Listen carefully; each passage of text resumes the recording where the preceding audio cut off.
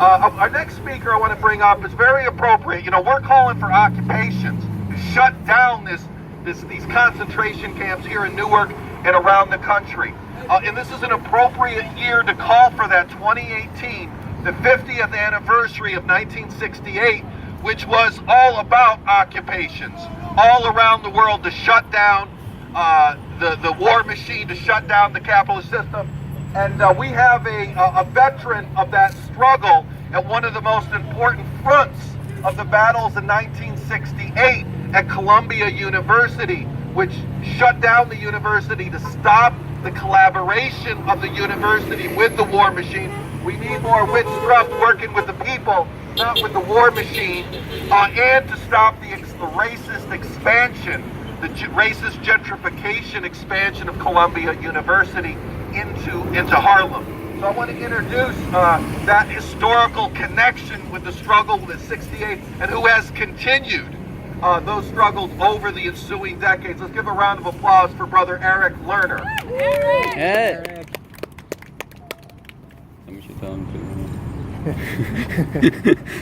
Okay, can everybody hear me? Yeah. Okay, well look, not only are we here nearly on the 50th anniversary of the occupation, but we're here in the tradition also of the civil rights movement, which I also participated in when I marched in Selma. Because what we're talking about here is protecting the equal rights of all. People don't understand that all of these immigration laws they're enforcing are unconstitutional. People should read the Constitution. Interesting document, it has pluses and minuses, but nowhere in the Constitution does it give the federal government or any other government the power to control immigration. The word is not mentioned. There is no power to deport people. There is no power to keep one person out and let another person in. And through the 10th Amendment, the revolutionaries who founded this country made sure that there are no implicit powers.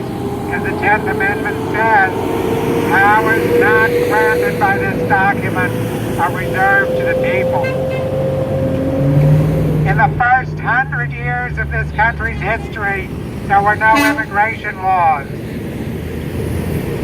The first immigration law was the Chinese Exclusion Act in 1875. When that was brought before the Supreme Court got it wrong, just like they just got the Muslim law wrong. They have a pretty good 100% batting record for enforcing racism and bigotry.